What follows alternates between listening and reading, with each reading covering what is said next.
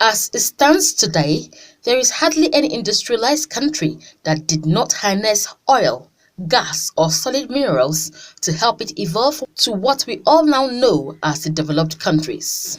For these participants, Nigeria and indeed the African continent should be looking at these as against selling off resources in their raw form to earn foreign exchange. They have to become enablers for our domestic economy. And so we're talking about in 2020, 2021, half of our production, maybe even 60% of our production, refined locally.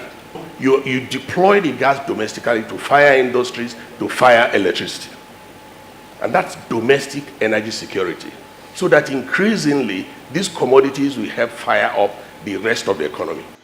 While Nigeria looks towards domesticating its resources, these other participants want it done in such a way that regulations will help improve efficiency as against strangling the industry.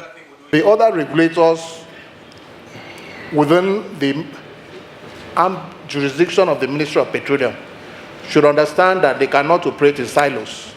They also have to work with regulators who are not directly under the Ministry of Petroleum, because we serve the same government, and the primary objective of setting up the free zones, which is to attract foreign direct investments, especially in the oil sector for my agents, for my authority, to generate employment, to enhance government revenues.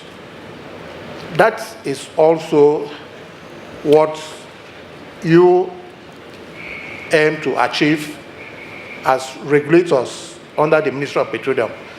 With 3 of the country's 4 refineries situated in the Niger Delta, these analysts believe it's time companies operating in the industrial sector earn the license to operate from host communities. The issue of the Niger Delta is not just the issue of modular refinery.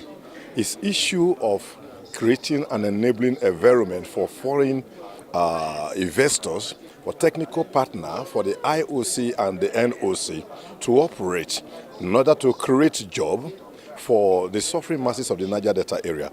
Issues of modular refinery is a national issue.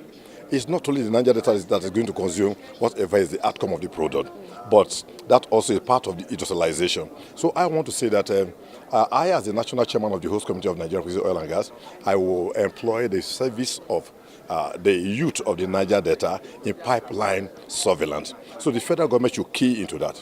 At the moment, militancy in the Niger Delta is at its barest minimum, a situation participants at day 2 of NIPS say should be kept that way if the country's quest to run the industry as an economy enabler is to come to fruition. Hauwa Kasim, EIT News, Abuja.